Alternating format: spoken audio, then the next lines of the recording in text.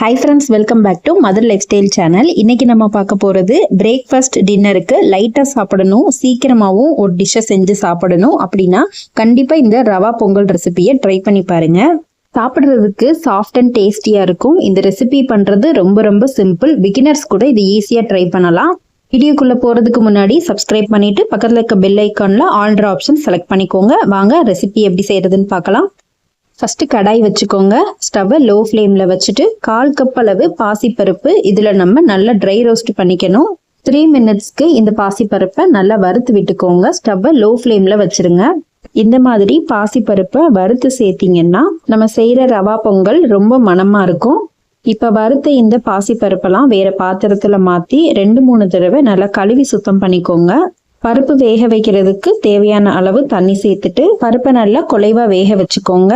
பருப்பு கொஞ்சமா இருக்கனால நான் பாத்திரத்திலே வேக வச்சுக்கிறேன். நீங்க குக்கர்ல கூட வேக வச்சுக்கலாம். இது கூடவே 1/2 டீஸ்பூன் அளவு மஞ்சள் தூள் சேர்த்துட்டு ஒரு முறை கலந்து விட்டுட்டு பருப்பை நல்லா வேக வச்சுக்கோங்க.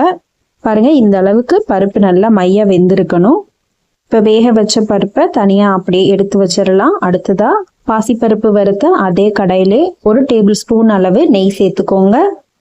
இது கூடவே 1 டேபிள் ஸ்பூன் அளவு ரீஃபைண்ட் ஆயில் இல்லைன்னா தேங்காய் எண்ணெய் சேர்த்துக்கலாம். சேர்த்திருந்த நெய்யும் எண்ணெயும் ஹீட் ஆனதும் ஸ்டவ்வை லோ ஃப்ளேம்ல வச்சுட்டு 1 டீஸ்பூன் அளவு மிளகு சேர்த்துக்கோங்க.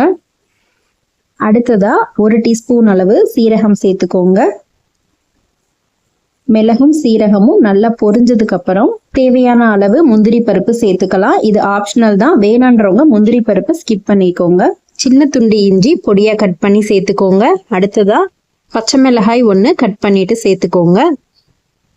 சேர்த்திருந்த பொருட்கள் எல்லாம் லேசா வதக்கி விட்டுக்கோங்க. இது கூடவே அடுத்ததா ஒரு கொத்தளவு கருவேப்பிலை சேர்த்துட்டு அதையும் லேசா வதக்கி விட்டுக்கோங்க. அடுத்ததா கொஞ்சமா ஒரு பிஞ்ச் அளவு பெருங்காயத்தூள் சேர்த்துக்கோங்க. இப்ப தேவையான அளவு தண்ணி சேர்த்துக்கலாம். 1/2 கப் அளவு தண்ணி சேர்த்துக்கோங்க. 1/2 கப் அளவு ரவைக்கு 1/2 கப் அளவு தண்ணி சேர்க்கணும். 1 கப் ரவை எடுத்தீங்கன்னா 3 கப் அளவு தண்ணி சேர்க்கணும். எந்த அளவு சேர்க்குறீங்களோ அதுக்கு ஏத்த மாதிரி தண்ணி சேர்த்துக்கோங்க. தண்ணி சேர்த்ததும் ஸ்டவ்வை ஹை ஃப்ளேம்ல வச்சு நல்லா கொதி வர விடுங்க. ரவா பொங்கலுக்கு தேவையான அளவு உப்பு சேர்த்துக்கோங்க. இப்ப நல்லா கொதி வர ஆரம்பிச்சதும் வறுத்த ரவை 1/2 கப் அளவு சேர்த்துக்கோங்க. நான் எடுத்திருக்க இந்த ரவை ஏற்கனவே வறுத்தது. நீங்க வறுக்காத ரவை எடுத்தீங்கன்னா லேசா வறுத்துட்டு சேர்த்துக்கோங்க. எடுத்திருந்த இந்த 1/2 கப் ரவைய ஸ்டவ்வை லோ ஃப்ளேம்ல வச்சுட்டு கெட்டிப்படாம கலந்து விட்டுக்கோங்க. ரவையை ஒரு பக்கம் உள்ள சேர்த்துட்டு ஸ்பீடா கலக்குனீங்கன்னாலே கெட்டிப்படாது. எல்லா ரவையும் சேர்த்ததுக்கு அப்புறம் நல்லா கலந்துட்டு வேக வச்சு எடுத்திருந்த பாசிப்பருப்பையும் உள்ள சேர்த்துக்கலாம். இப்ப ரவை கூட பாசிப்பருப்பை நல்லா கலந்து விட்டுக்கோங்க. கலந்து விட நல்லா கெட்டியாக ஆரம்பிக்கும். 2 நிமிஷத்துக்குள்ளேயே நல்லா கெட்டியாயிடும். இந்த அளவுக்கு தண்ணியெல்லாம் வத்துனதுக்கு அப்புறம் மூடி போட்டு லோ ஃப்ளேம்ல 2 மினிட்ஸ் மட்டும் வச்சு எடுத்துக்கோங்க. 2 மினிட்ஸ்க்கு அப்புறம் ஓபன் பண்ணி பார்க்கலாம். சேர்த்திருந்த ரவையெல்லாம் நல்லா பெர்ஃபெக்டா வெந்திருக்கும். ஒரு தடவை எல்லாத்தையும் நல்லா கலந்து விட்டுக்கோங்க. தேவைப்பட்டதுன்னா இந்த ஸ்டேஜ்ல 1 டேபிள் ஸ்பூன் அளவு நெய் சேர்த்து கலந்து விட்டுக்கோங்க. எவ்வளோ நேரம் ஆனாலும் சாப்பிட்றதுக்கு சாஃப்டா இருக்கும். அதே சமயம் இதோட டேஸ்ட்டும் அட்டகாசமா இருக்கும். இதே மாதிரி நீங்களும் உங்க வீட்டில் ட்ரை பண்ணி பார்த்துட்டு எப்படி இருந்துச்சுன்னு எனக்கு கமெண்ட்ஸ்ல சொல்லுங்க ஃப்ரெண்ட்ஸ்.